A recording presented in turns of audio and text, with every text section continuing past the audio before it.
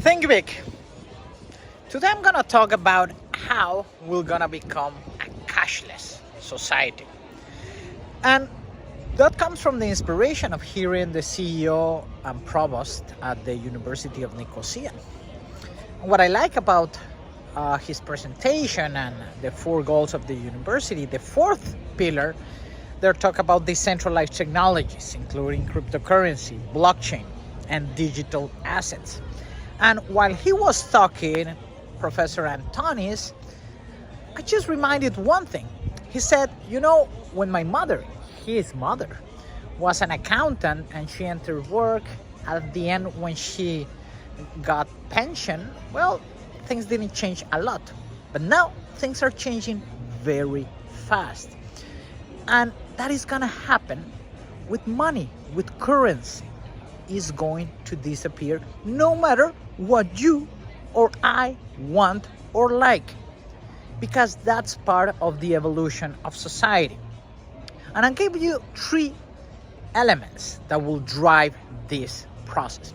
Number one, stable coins. We have seen how in the crypto world, in order to offer liquidity to the market, USDT has become the largest provider of digital dollars. Then you have companies such as Circle who created USDC, and then you have other companies around the world who are trying to issue their own stable coins. The stable coins are the perfect bridge between cryptocurrencies, so that adds liquidity to the market. Number two, CBDCs, central bank digital currencies, are gonna be key elements into this future.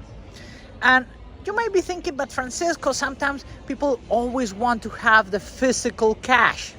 Well, just think about what happened in India a couple of years ago when Premier Modi, in a couple of days, decided to eliminate the bills of lower denomination and to change the system very fast. And people needed to do it very, very fast. And they implemented one of the best payment systems in the world in a very fast and efficient way.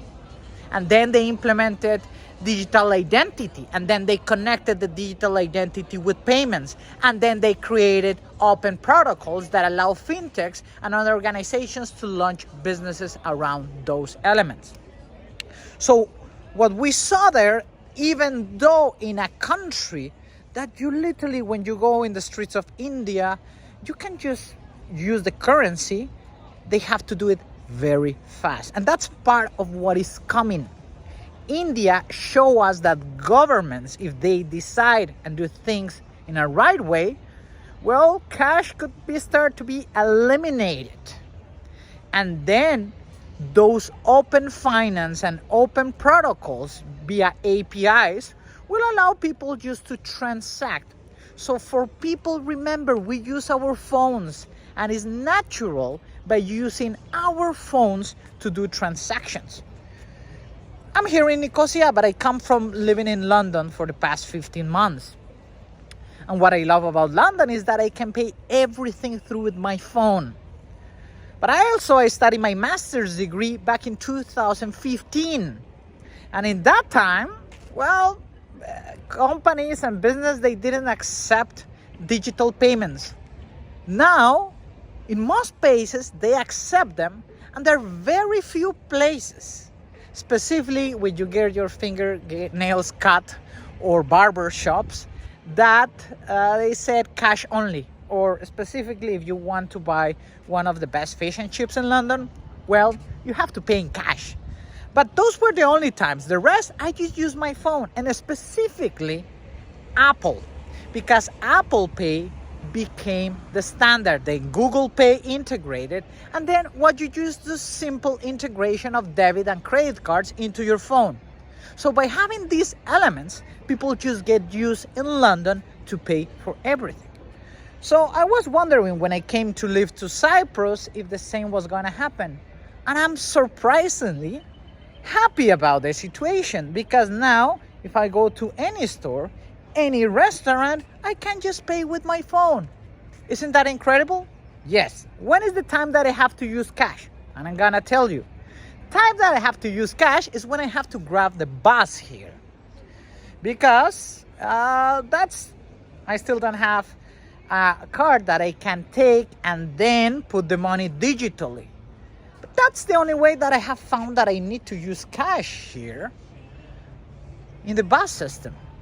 But now Cyprus and other countries are just adapting.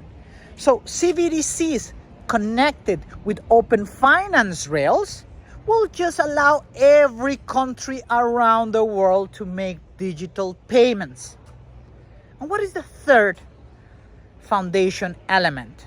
Well, that's digital assets that come from physical assets. The process called tokenization.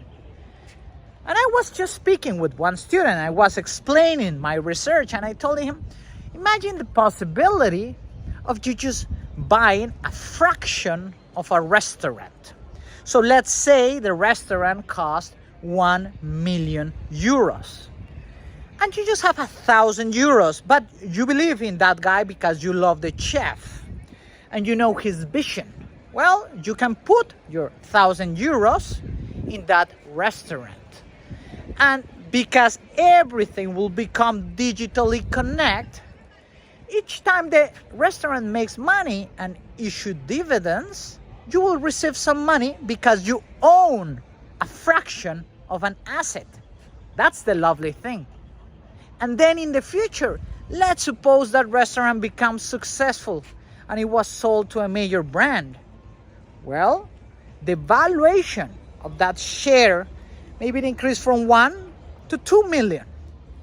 Now you're just selling that fraction. So I was speaking and telling this example to an 18-year-old biotech student. And she got surprised, even though she's managing everything through her phone, which is interesting. When I was seeing the lectures, I saw the behavior.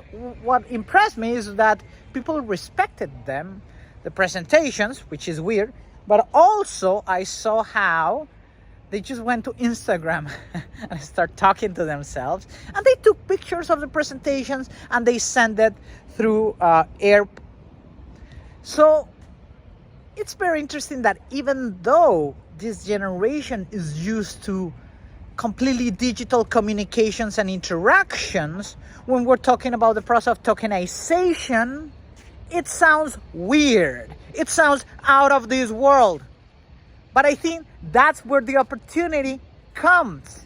It's when not so many people are talking about. It's not when so many people are searching it on Google. They're not searching real world assets or asset tokenization or the process of tokenize your assets. No, they're not searching this yet. But we are seeing, and I will share in other videos, how this will become a major factor that will drive the possibilities for a cashless society. By integrating these factors, in the next 20 years, we will see how physical currency will be a matter of the past. And no matter if you like it or not, that will come. So get ready, and as University of Nicosia said, think big. Let me know in the comments below what is your opinion on the matter and when we will have a true cashless society. Thank you.